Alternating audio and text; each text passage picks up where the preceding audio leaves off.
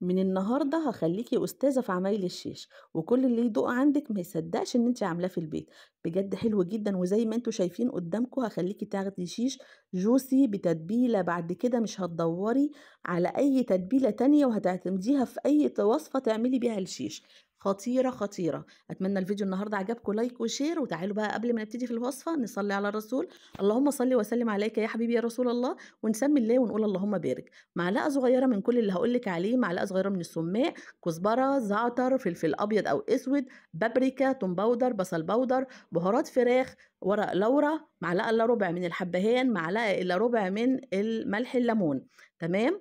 بعد كده كوباية من الزبادي اللي هي الصغيرة العادية، 5 معالق كبار من الخل، 5 معالق كبار من عصير الليمون، معلقة صغيرة من التوم المفروم، ومعلقة صغيرة من هريسة الشطة أو معجون الفلفل. وطماطميتين حلوين كده كبار ورُحت بقى بشراهم بالمبشرة، تمام، وتعالي انزلي بنُص كوباية من اللبن ورشة كده من الملح والملح حسب الرغبة، ونبقى ننزل بربع كوباية من الزيت، وقلّبي كل الخلطة الجميلة الخطيرة الرهيبة دي اللي أنتِ أصلًا تحبي تدوقيها وهي كده قبل ما تحطي فيها الفراخ، حلوة جدًا. رُحت جبت بقى كيلو من شيش من الفرارجي، قُلت له عايزة كيلو شيش، وراح جابه لي غسلته كويس جدًا بقى كده بالملح والليمون والخل، ورُحت إيه شاطفاه كويس وجيت حطيته في التتبيلة. التتبيلة اللي أنا قُلت لِك عليها دي تكفي لحد من كيلو ونُص ل2 كيلو من الشيش، أنا حاطة هنا كيلو وبقية التتبيلة هاوريكم هاعمل فيها إيه. خلاص غطيتها بورق استرتش وحطيتها في التلاجة قبلها بليلة أو بحوالي 3، 4 ساعات. أمّا تيجي بقى تتبّلي كده الشيش في العصيان بتاعة الشيش، لازم تتني الفرخة، يعني ما تحطيهاش كده وتبقى تلاقيها مدلدلة وشكلها مش حلو، لأ لازم تتنيها زي ما أنتِ شايفاني، باتني الجزء بتاع الشيش كده الاتنين وأقوم حاطاها في العصاية وازنقها زي ما أنتِ شايفة، وباخد من التتبيلة وأنا باعمل وأحط عليها، زي ما أنتِ شايفة بالضبط أنا باعمل إزاي، وباخدها كده أدّيها سِنّة تتبيلة، لإن أنا هتشوفوني وأنا باعمل الشيش بتاعنا مش هاحط عليه التتبيلة، هتشوفوني هاعمله إزاي. شايفين بقى كده خلاص عملت كده الكمية بتاعة الشيش بتاعتي وخلّصتها زي ما أنتِ شايفة، وباخد كده من التتبيلة وأحطها في صينية جاية. بقية التتبيلة حطيتها في كيس ساندوتشات عادي، وحطيتها بقى في الفريزر أطلّع مرّة تانية أعمل بيها، بس أزوّد عليها شوية الملح بس.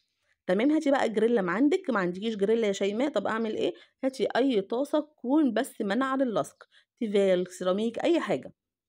وحطي بقى الشيش بتاعِك كده انزلي بيه، بعدين أنا ما دهنتش الطاسة خالص زيت، لإن أنا حاطة ربع كوباية زيت في التتبيلة اللي عملت بيها الشيش. بُصّي بقى بتنزّل التتبيلة بتاعتها تحت، وزي ما أنتِ شايفة كده أول ما تلاقي الوش بتاعها اتحمّر باقوم قلباها. طيب لو أنتِ مش عندِك الجريلا اللي زي اللي عندي اللي هي بتغطي دي، يبقى أنتِ هتستمري بالتقليب فيها لحد ما تاخد معاكِ اللون الخطير الجميل اللي أنتِ شايفاه ده.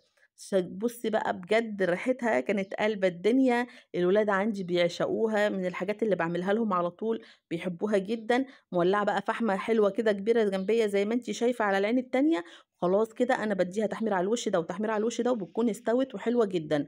تعالي بقى هننزل بقى بالفحمة وعليها شوية زيت وقفلتها كتمتها لحد ما خدت ريحة الفحمة خالص. الجريلا دي بتنفعِك جدًا، بتكتمي فيها أي حاجة عايزة تحطّي لها فحم. تعالي بقى كده عملت جنبيها رز بسمتي مع المكسرات والزبيب، حلو جدًا. أتمنى الفيديو النهارده عجبكم، لايك وشير، واللي مش عندي يشترك ويفعل الجرس عشان كل جديد عندي يوصل لكم. تعالي بقى بُصّي الجمال والحلاوة دي مع قرنين كده فلفل للتقديم والجمال، بُصّي الشيش شكله عامل إزاي، بجد هتاخدي أحلى شيش وأحلى وصفة، juicy وطري بُصّي وجميل وعسل كده قمر بجد يتاكل أكل. خطير، حاجة كده من الآخر. أسيبكم بقى مع الجمال ده وأقول لكم سلام.